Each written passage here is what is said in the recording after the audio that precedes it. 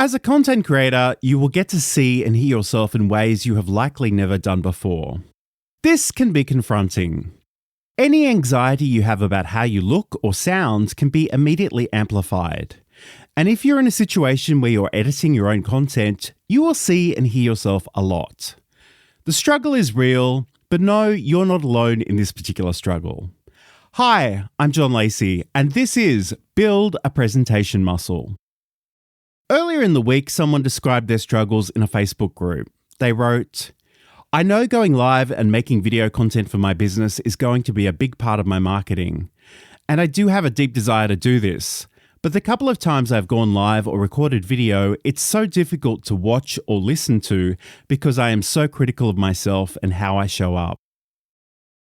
It's okay to be a beginner. In fact, it's essential. You will never improve if you don't get started. The starting can be messy and uncomfortable, but the only way out is through." Let's take a moment to consider the mantra that inspired this podcast. Every time I go live, I'm building a presentation muscle. I encourage everyone to think not in terms of any individual piece of content, but in terms of the skills you're building within yourself. Some days will go more smoothly than others. You might trip over your words. You might experience technical glitches. It's okay. It shows you're human and relatable. Most people are likely much more forgiving of you than you are of yourself, but especially so if you're prone to perfectionism.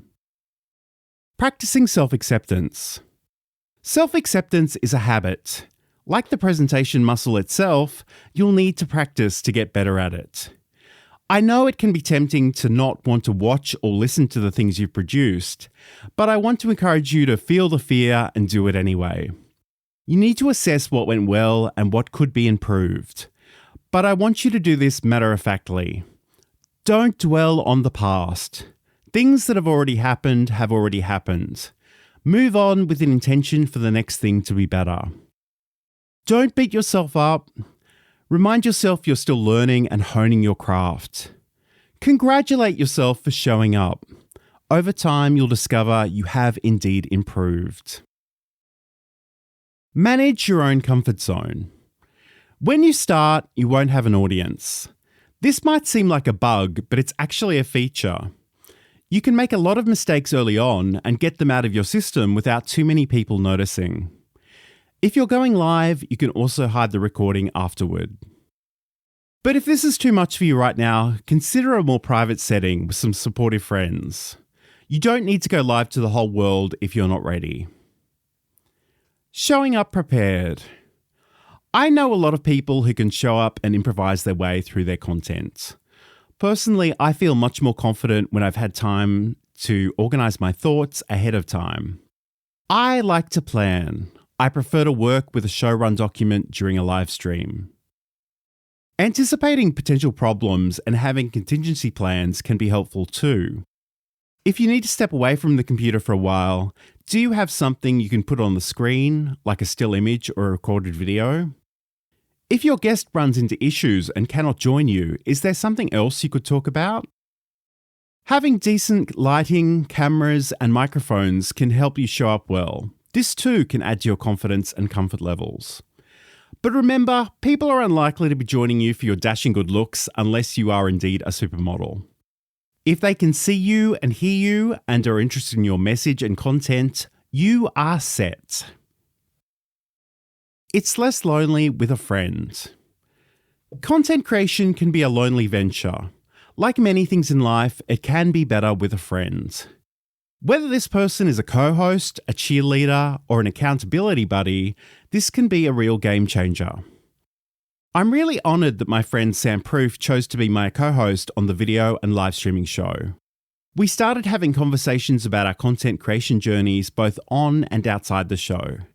These were conversations I rarely had with anybody else. So many people in my day-to-day life have no understanding why I do what I do. That in itself is its own strange form of isolation. So, to the extent you're able to, find some fellow creators.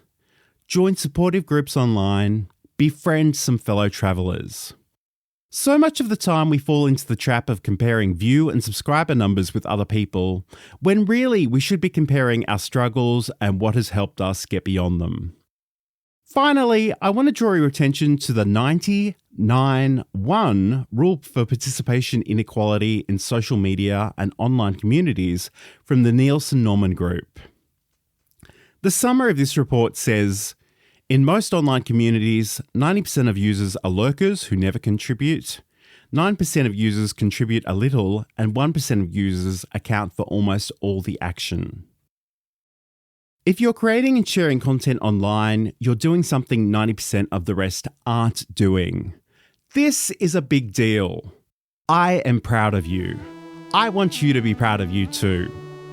Don't give up, keep going, but be gentle and generous to yourself as you're finding your way. I believe in you, and over time, I hope you'll believe in you too.